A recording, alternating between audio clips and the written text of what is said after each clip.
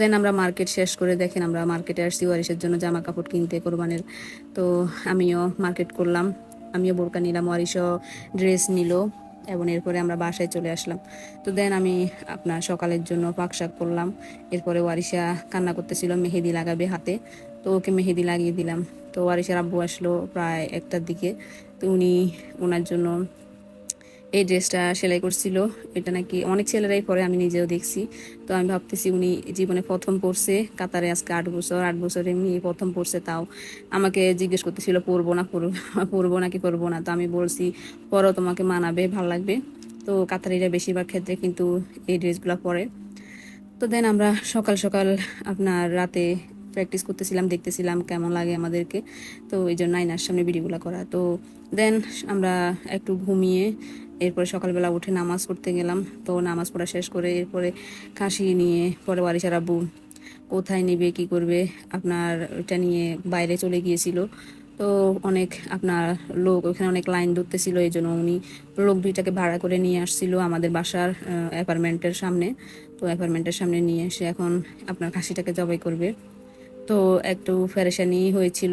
তো পেরেশানি শেষে আপনার যাই হোক, কষ্টের শেষে স্বস্তি আছে একটা কথা আছে। তো সেম ওইটা আর কি।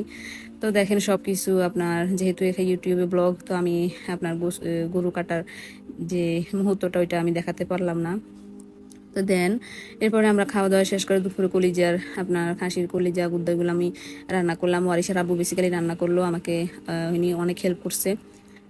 তো এরপরে আমরা খাওয়া দাওয়া শেষ করে একটা ঘুম দিলাম, যেহেতু রাতে ঘুম হয় নাই। তো দেন সকালবেলা উঠলাম, সরি রাতের বেলা, তখন আমরা বের হলাম রাতের বেলা ঘোরার জন্য। প্রায় ওই সময় 8টা বেজে গিয়েছিল। তো আমরা রান্নাবান্না শেষ করে রাতে বের হয়েছি একটু ঘুরতে। তো এটাই হচ্ছে সেই মুহূর্তটা।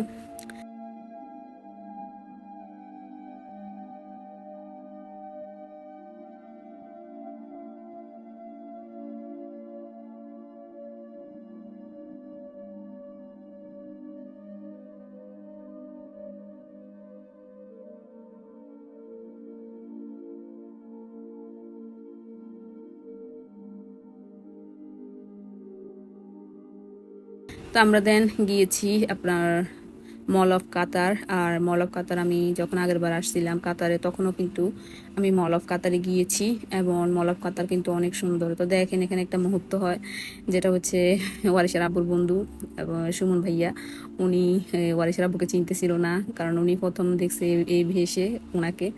তো পরে উনি খুঁজতেছিল, আমি পিছন থেকে ভিডিও করতেছিলাম, উনি আমাকেও চিনতেছিল না।